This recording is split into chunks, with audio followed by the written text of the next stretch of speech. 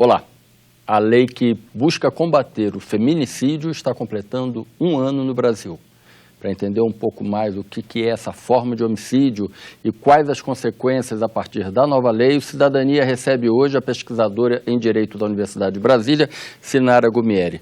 Muito bem-vindo ao programa Cidadania. O que é um feminicídio? Todo assassinato, todo homicídio de mulher é um feminicídio?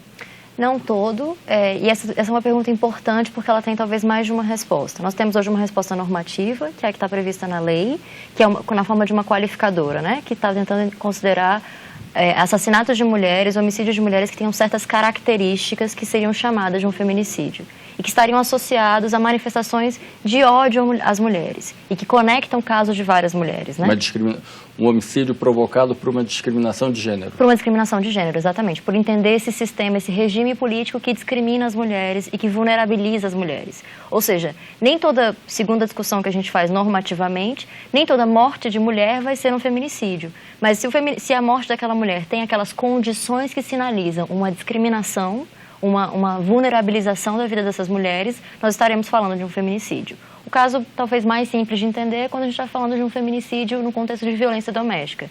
Nós sabemos que a violência doméstica não é um fenômeno que se refere a uma ou duas mulheres, né? Nós temos um fenômeno bastante distribuído na sociedade, bastante com uma ocorrência comum e assustadora, e é preciso entender por que esses casos se conectam, por que há tantas mulheres vulneráveis a sofrerem violência e às vezes a perderem as vidas nas suas próprias casas. Então esse é um dos casos que, segundo a legislação que nós temos, nós chamamos de feminicídio. E aí, nesse caso, o homicídio se transforma no chamado crime odiando, não é isso? Nós temos uma qualificadora hoje, né, que é o que a lei criou.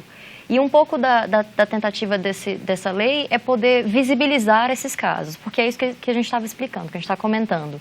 Não é todo assassinato de mulheres que necessariamente vai ser classificado como feminicídio, porque as mortes violentas têm diferentes causas, só que nós temos um padrão nas mortes violentas de mulheres que nós precisamos entender e aprender a responder a ele. É por isso que motiva uma lei como a lei de feminicídio, por exemplo. Só corrigindo, eu falei odiando, mas na verdade o termo é hediondo, né? Eu troquei as vogais. Você falou da realidade brasileira. Existe uma pesquisa recente em mais ou menos 90 países, que coloca o Brasil como o 8º país onde mais se matam mulheres. Por que essa realidade tão triste?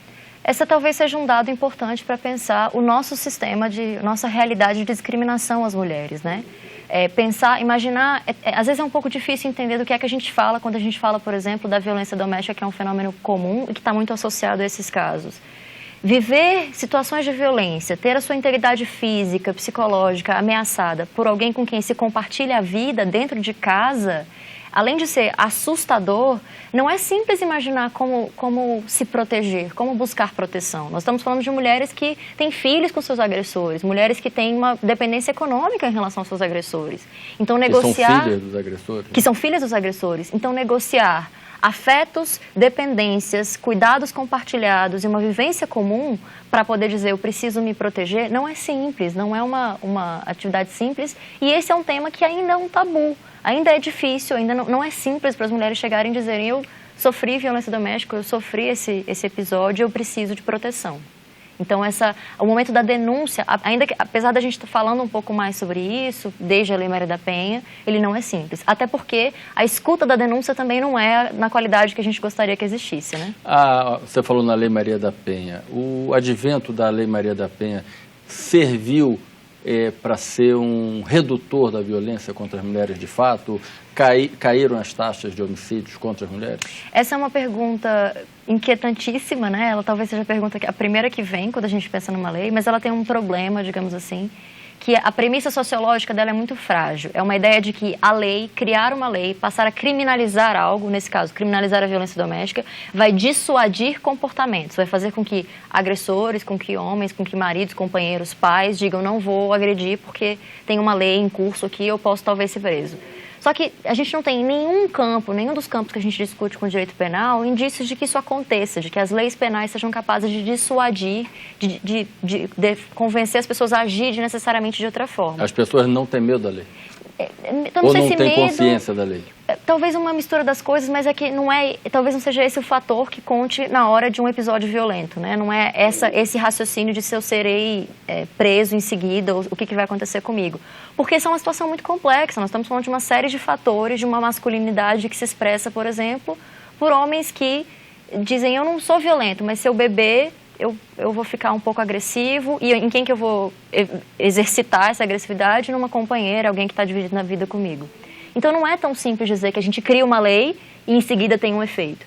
Nós tivemos pesquisas recentes que tentaram fazer isso, existem estudos, por exemplo, do IPE, do Instituto de Pesquisas Econômicas Aplicadas, mas que elas, inclusive, têm resultados contraditórios. Uma sugere que teria havido uma alteração nas taxas de homicídio, a outra sugere que não teria havido nada. As estatísticas eu andei dando uma olhada, parece que imediatamente após o advento da Lei Maria da Penha, em 2007, houve uma queda.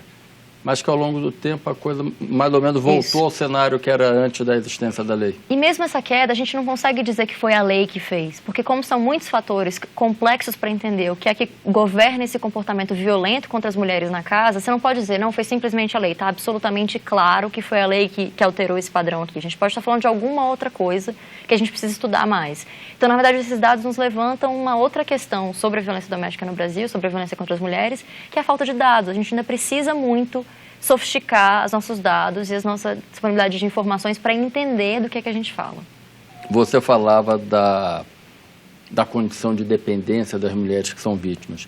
No caso da mulher, por exemplo, estar gestante, acabar de ter ganho o neném, ou se ela é mais idosa, ou se ela é menor de idade, isso muda a penalidade? Muda de alguma forma? Existem causas que estão previstas para esses casos, na verdade pelo vínculo de parentesco também, pelo que se chama de violência doméstica, porque a classificação de violência doméstica ela não é um crime próprio, sozinho no Código Penal, ela é uma previsão da Lei Maria da Penha do que é que vai se considerar violência doméstica. Então a gente está falando de violência que aconteça no âmbito de relações de afeto, independente do status da relação, ou seja, não precisam ser marido e mulher, mas se é uma relação de afeto porque eles são companheiros, porque eles são namorados, porque tem um relacionamento, esse configura uma relação de afeto. Até mesmo irmãos.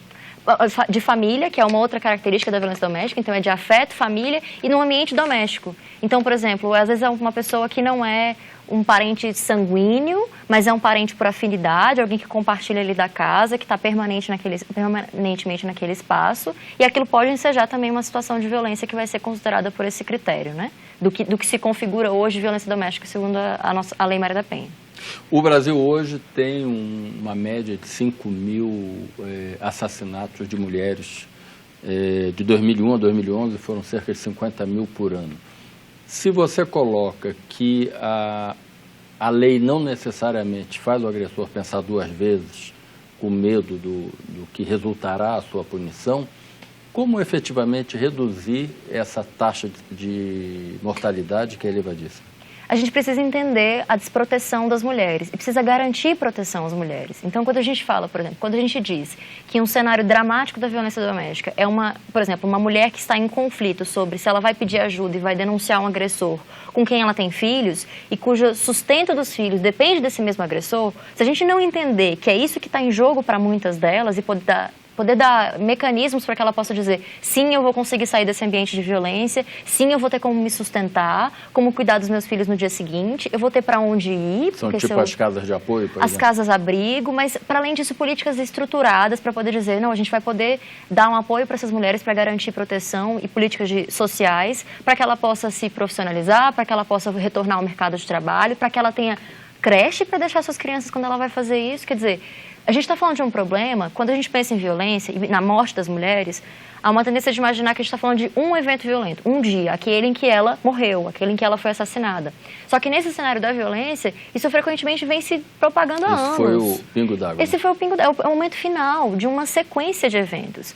E de cuja saída, escapar dessa sequência de eventos, depende de uma série de constrangimentos, digamos, materiais, porque tem toda uma questão sobre a dependência, mas também afetivos, de como é que essa mulher vai poder dizer, eu vou conseguir me afastar desse cenário violento, eu vou conseguir buscar proteção para mim, para minha família, para os meus filhos, para as pessoas de quem eu cuido, né?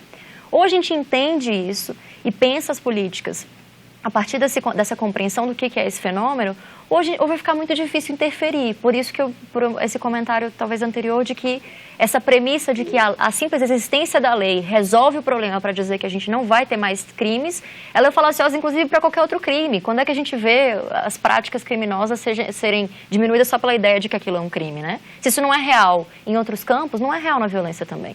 Então a gente precisa entender como proteger as mulheres. O feminicídio ele só se aplica à mulher adulta ou à criança também? Eu não sei como tem sido feita a interpretação recentemente, ela poderia ser discutível, porque a gente sabe, por exemplo, só para dar um exemplo, violência sexual no Brasil hoje. A gente tem uma ideia de que a violência sexual acontece muito na rua por um agressor desconhecido, mas existem muitas estatísticas que mostram que grande parte das agressões sexuais acontecem dentro de casa. E são meninas, por exemplo, com pessoas da família, são meninas agredidas por pais, padrastos, tios, primos. Então as meninas em idade muito novinhas também são muito alvos, muito vítimas. Até com bebês, né? Muito vítimas da violência. Então é preciso entender, se a gente estiver falando de um evento de morte, de um caso de morte, se isso vai chegar, como é que essa aplicação vai ser feita, né? Porque existem outros fatores até para entender quando a gente está falando de uma criança. Se for um pai, como é que vai ser um pai matando uma filha, como é que isso vai ser aplicado. Mas sim, não é que não exista, existem casos de meninas e crianças muito novinhas que sofrem essa violência também. Esse quadro que você nos descreve é um quadro, assim, bastante, eu diria, até assustador, dramático, mas mesmo assim, o Brasil, no âmbito da América Latina, é um dos últimos países, quer dizer, em 21 países latino-americanos, foi o 16º a adotar uma lei. Qual foi a dificuldade, o que obstacularizou o avanço do direito penal brasileiro nesse sentido? Eu teria talvez duas questões para pontuar aqui. A primeira é que eu não sou uma partidária de achar que, por exemplo, que o direito penal é a nossa principal estratégia, a principal ferramenta para garantir igualdade, para garantir proteção. Então, eu não necessariamente pensaria pela afirmação de que essa é a grande proteção que a gente teria. Esse é um comentário inicial. O segundo é que a gente tem uma dificuldade geral, por exemplo, no Congresso a gente vê isso hoje em diversos temas, para falar do que a gente chama desse regime político que orienta e que condiciona essas violências, que é isso que a gente chama de gênero, o que é isso que é gênero, que faz com que as mulheres sejam tão vulnerabilizadas para esse tipo de violência, que faz com que as mulheres que procurem, por exemplo, uma delegacia, não consigam ser bem atendidas para poder contar o que foi que aconteceu com elas, que faz com que as mulheres não sejam bem atendidas no judiciário também, nós temos um histórico todo para isso. E há uma dificuldade de poder falar disso. Não adianta a gente falar só da lei e de como vai ser feita a redação da lei que vai dizer que a condição do sexo feminino ou alguma coisa assim tem que ser especialmente considerada para punir um certo crime. Isso pode ter uma importância, mas isso é insuficiente se a gente quiser considerar o cenário. Ou seja, a questão é cultural e vem uma herança machista, patriarcal muito grande. Muito grande. E não é só cultural, sabe por quê? O cultural, às vezes, parece que só tem a ver, talvez com uma acepção de senso comum, só tem a ver com comportamentos ou com reações imediatas, mas ela é estruturante. A gente está falando, por exemplo, de mulheres que, num cenário doméstico, elas assumem o trabalho de cuidado da casa, dos filhos, e por isso, por exemplo, elas não necessariamente têm acesso ao mundo externo do trabalho, que era de onde talvez pudesse vir um sustento próprio, recursos próprios para não estar num cenário, por exemplo, de uma dependência econômica de um companheiro agressor. Então, ou a gente precisa entender como essas relações se organizam, é o que a gente chama de relações de poder entre homens e mulheres na sociedade, do contrário a gente não consegue proteger. E só para dar um exemplo de por que é tão difícil, talvez sem ficar necessariamente no tema do feminicídio, que a gente conseguiu há um ano fazer alguma discussão. Mas se a gente quer um exemplo, vamos lembrar de quando foram discutidos os planos nacionais de educação e que houve um episódio gigantesco sobre proibir o uso da palavra gênero, porque há uma demonização de tratar essa como se fosse uma palavra maldita, que a gente não pode falar, que a gente não pode pensar, quando ela é absolutamente necessária, não necessariamente a palavra, mas esse pensamento, essas discussões, para avançar qualquer proteção.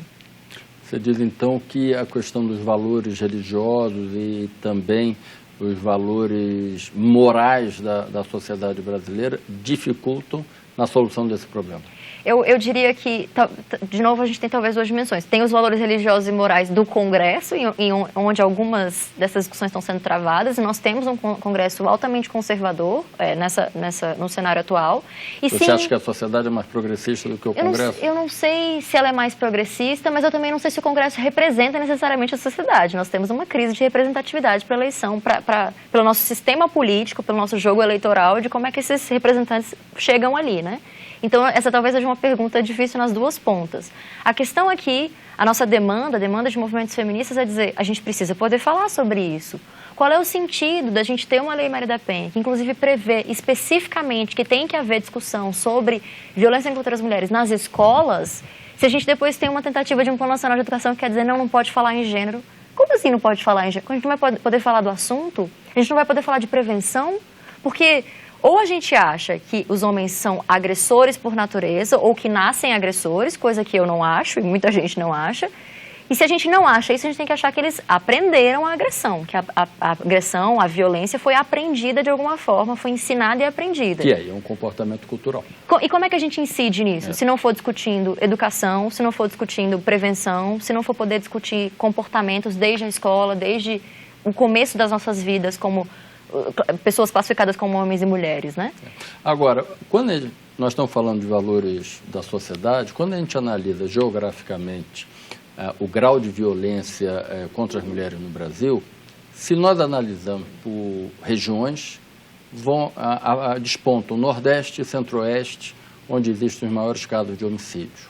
Por outro lado, se nós analisamos sobre o ponto de vista estadual, o Espírito Santo é o campeão. À primeira vista, são realidades culturais bastante distintas do que acontece no interior de Mato Grosso, no litoral capixaba ou no interior do Nordeste. Dá para se desenhar quem é o perfil padrão do agressor?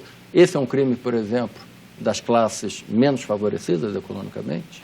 Eu te diria que a gente tem uma ansiedade importante por dados que nos descrevam melhor essa realidade, mas nós temos dados muito frágeis.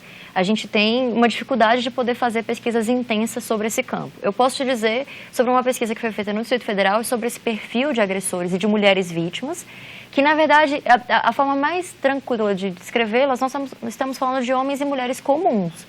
Essas são mulheres, em geral, as mulheres vítimas, em geral, são jovens, os seus agressores são especialmente companheiros, em mais de 80% dos casos, no Distrito Federal. Você fala jovem, o quê? 20 anos? Isso? Entre 20 e 40 anos. A maior parte dos casos, cerca de 80% dos casos, esses agressores são companheiros ou ex-companheiros, são homens que mantiveram relações de afeto com elas, sejam presentes no momento da morte ou que já estivessem num cenário de uma separação. Em metade dos casos, essas mulheres têm filhos com os agressores, com os homens que as mataram. Então, eles construíram uma família ali. Então, a gente não está falando de um cenário estranhíssimo e completamente fora da nossa realidade. E na pergunta sobre classe, que é importante, que há uma inquietação de dizer, será que as pessoas mais pobres têm uma incidência maior de violência ali contra as mulheres? Isso é difícil de responder, porque não é necessariamente a incidência de violência que é menor, só que as mulheres ricas têm muito mais condições de sair de uma situação de violência, sem, por exemplo, necessariamente depender de procurar uma delegacia para dizer, além de denunciar, eu preciso de uma casa-abrigo. Porque se você está imaginando uma mulher de classe média alta, que tenha uma rede de suporte, que tenha família ou amigas ou amigos que possam acolhê-la, que possam, né, abrigá-la num cenário de uma violência extrema, nós estamos falando de mulheres com uma rota de proteção e com uma rede de proteção, às vezes muito mais ampla do que nós estamos falando para mulheres pobres. Por isso que não dá para chegar tão rápido na conclusão de que essa é uma questão de classe que está resolvida por um cenário da pobreza que influenciaria.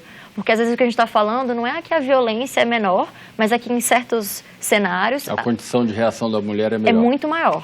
Mas você falou do caso de Brasília, recentemente 2 casos marcaram Brasília. Sim. E a característica comum desses casos, primeiro, eram que, ao contrário do que você está colocando, não eram pessoas que viviam necessariamente debaixo do mesmo teto, mas tinham um relacionamento, um namoro, não mais do que um namoro, e esse sentimento não correspondido acabou gerando a violência e a morte dessas 2 meninas. Na juventude, esse é um comportamento que vem se repetindo insistentemente ou não? Ele tem espaço também, porque, como eu mencionei, o perfil no Distrito Federal, dessa pesquisa que a gente fez, de mortes violentas de mulheres entre 2006 e 2011, as mulheres jovens estão muito representadas nesse grupo. Nós não estamos falando de mulheres que necessariamente viveram com um companheiro por 30, 40 anos, mas às vezes estiveram em um relacionamento 1, 2 anos, relacionamentos que começam muito jovens também. Então, há um grupo grande de mulheres jovens e de homens jovens envolvidos nesses casos. O caso da Luíse, que é da estudante da UNB que foi assassinada, e o caso da Jane, que era uma moradora de, acho que Samambaia, que também foi assassinada por um ex-namorado. eles nos provocam sobre o que é que a gente está ensinando, o que é que a gente está conseguindo discutir sobre esse tema com pessoas muito jovens. E o caso da Louise provocou uma comoção importante na universidade, justamente por uma coisa que a gente estava comentando um pouquinho antes, que é, parece que há uma ideia de que a gente imagina assim, que os rapazes, os homens que entram na universidade não vão se comportar assim, alguma coisa... Não vão ser agressivos. Não vão ser agressivos, alguma coisa quase que do processo civilizatório que se espera que uma universidade faça, entre aspas, vai prevenir isso. Só que não é verdade. Ou a gente acha que é um passe de mágica em que os estudantes, os jovens, chegam ali e se livram imediatamente da masculinidade agressiva com a qual eles cresceram, o que não vai acontecer, ou a universidade tem que fazer alguma coisa ativamente para isso. E o cenário da UNB, e ela não é a única, não é uma especialidade da UNB, é de que é um cenário às vezes muito tóxico para as mulheres, para a experiência de violência das mulheres. Há um processo de denúncias, por exemplo, que as meninas, mulheres, professoras, servidoras, estudantes fazem, de que são silenciadas, então que elas não conseguem dizer, olha, eu estou preocupada porque eu tenho um colega de classe que me persegue. E isso, às vezes, desde a entrada, com os trotes... Exatamente. Se a gente quiser poder discutir se há essa provocação tão intensa assim, de valores pela entrada na universidade, o trote está aí para dizer que não, né? Porque a gente tem trotes violentos, machistas. Então, uma provocação gigantesca que o caso da Louise trouxe é dizer, a gente precisa falar de gênero na universidade. Ou a gente consegue falar sobre o assunto, consegue nomeá-lo, consegue provocar os estudantes que estão ali, ou a gente está perdendo a batalha, porque imaginar que não vai acontecer só porque está ali é até um preconceito de classe, imaginar que é porque são pessoas que estão tendo acesso ao ensino superior, não existe reprodução de violência ali dentro, né? E como é que essa juventude recebe essa iniciativa, assim, vamos fazer esse debate? Elas estão dispostas a esse debate ou não, isso aí não é comigo, isso não está dentro da minha realidade, isso é outro cenário? Eu diria, eu não posso responder por todas, mas nos lugares em que eu estive, na Faculdade de Direito, inclusive recentemente tentando fazer essa provocação, é muito bem recebido. Há entre as meninas, as estudantes, uma reverberação intensa de dizer eu não consigo mais, eu não aguento mais, porque eu tenho que vir para a aula, eu tenho que ter aula com um professor que é machista, que faz piada sexista em sala o tempo inteiro, que me trata de uma forma diferente da que trata os colegas, e se eu tento fazer algum tipo de questionamento desse comportamento, eu sofro uma resposta, uma retaliação em sala de aula. Quer dizer, imagina esse cenário, nós estamos falando de meninas no ensino superior, estudando, escolhendo as matérias que vão ser importantes para a sua formação, e de repente ela tem que escolher as matérias, ou escolher o caminho acadêmico delas com base em se aquele professor vai ou não persegui-las. Autoproteção, né? Se aquele professor vai ou não persegui-las, se elas vão ter ou não ter chance num certo grupo de pesquisa de poder estar naquele grupo, se elas vão ser preteridas porque existe uma prática de que não, a gente não quer mulheres nesse campo, elas não deviam estar aqui. Então, a gente encontrou uma receptividade enorme entre as estudantes para poder dizer, a gente precisa ter onde falar sobre isso, como é que eu vou poder explicar, como é que eu vou passar 5 anos do curso de Direito, 4 anos de outros cursos, 3 de outros, sofrendo essa pressão intensa todos os dias. O que se espera de mim? Eu tenho que virar uma super-heroína para me formar, para terminar o ensino superior? É isso que a gente está submetendo as mulheres a fazer? E depois enfrentar o mesmo desafio no mercado de trabalho. No mercado de trabalho. Ou então, ou a gente faz esse debate agora, ou a gente está perdendo a chance. E entre os rapazes, entre os meninos, é muito frequente que haja uma tendência de, talvez, um susto no primeiro momento, porque a prática de escuta dos homens não é tão intensa assim, para poder ver o que está acontecendo do lado deles o tempo inteiro, mas, em geral, há um acolhimento de dizer, a gente precisa poder conversar sobre isso, né? É melhor poder conversar de uma forma tranquila, de uma forma pedagógica, dentro do espaço da sala, do que a gente se surpreender, se assustar, quando a gente tem um evento trágico, como a morte da Louise. Bem, muito obrigado pela sua presença aqui no programa Cidadania. Essa foi a pesquisadora Sinara Gumieri, ela que faz investigações no campo do feminicídio. E uma lei que acaba de completar 1 ano que busca exatamente a reduzir esse grave tipo de homicídio no Brasil. Se você quiser comentar essa entrevista, telefone para nós, 0800 61 2211, a ligação é gratuita, ou então entre na nossa página na internet, senado.leg.br/TV. Até um próximo programa.